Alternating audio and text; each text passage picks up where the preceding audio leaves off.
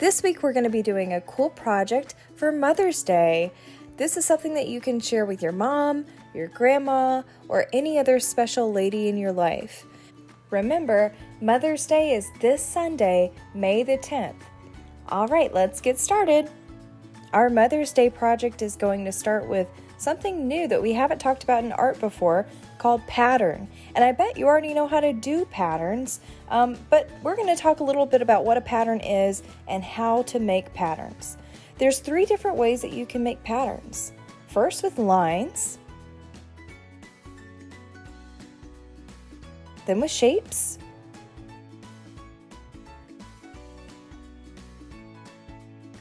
and also with colors.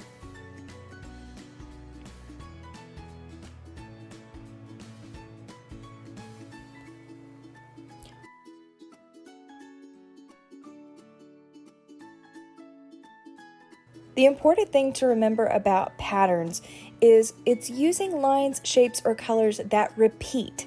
Repeat is when something happens more than once, and I like to think about it as being something that happens over and over. Watch as I make this pattern with lines. I start with a straight line and then do a wavy line underneath. Now I'm going to do another straight line, then a wavy line, then a straight line, then a wavy line. What's next? You got it, it's a straight line. The next pattern that will repeat itself over and over is going to be one with shapes. I'm going to draw a circle, then a triangle, then a square, then a circle, then a triangle, and a square, then a circle. And the pattern would repeat over and over.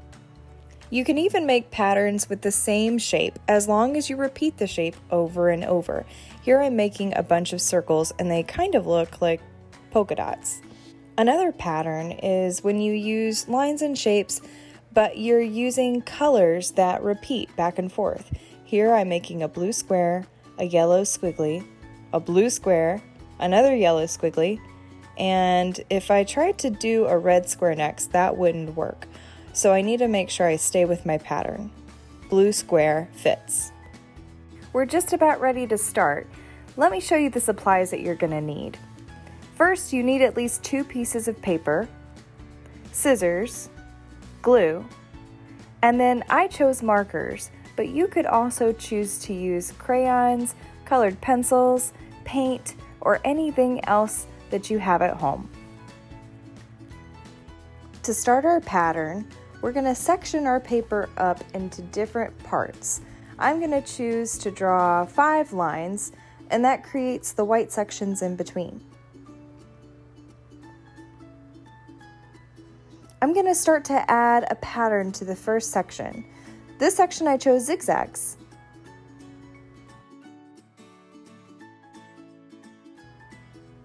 The next section I'm going to choose a shape pattern, circles and triangles. This one is going to be just some different lines that I'm going to combine together to create this cool pattern. I've got curly lines, straight lines, and wavy lines.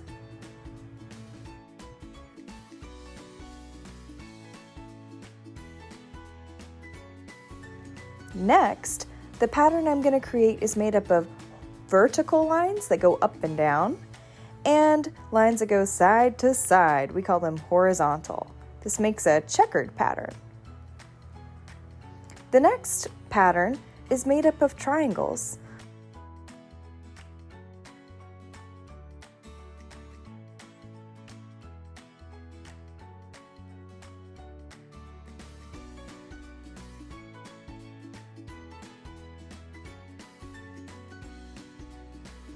The last section, I decided to draw circles and then I drew around them with red diamonds.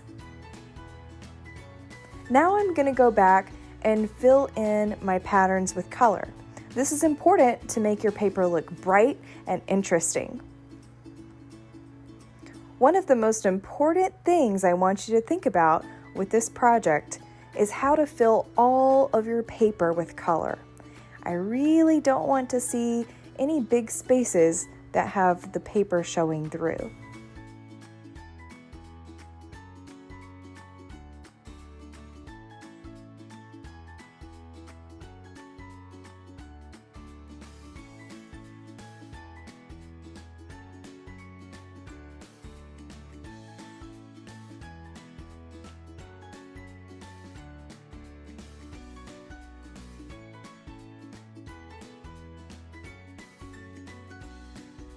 You see how I'm coloring in each section?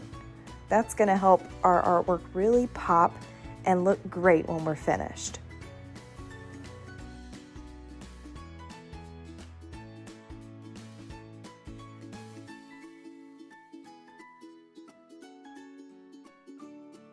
Now that we finished our pattern background, we're going to take our second sheet of paper and we're going to fold it in half. We want to make sure the corners match.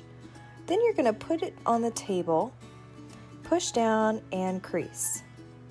It's important that we start drawing on the right side of the crease, because if we draw on the open side and not the closed side, then it won't work. I'm going to draw a 2 shape right on the folded side. Do you see how it looks like a 2? Now I'm going to cut that 2 shape out. This is a special trick. You might already know it, but when we open it, we see a heart. This is where we're going to write our special message. I'm going to write I love you. You can write anything you'd like, and then we're going to decorate our heart.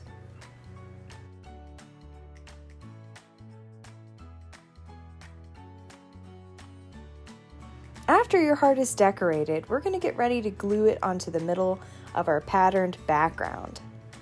We're going to need our glue for this. Remember, we always want to glue our edges first, then the middle. After you have edges glued, make sure you know where you're going to put it on your paper. I like to put mine right in the middle and then press it down and smooth. All right, you are all done. You did such a great job, and I can't wait to make something else with you next week. I hope you have a wonderful Mother's Day. See you later.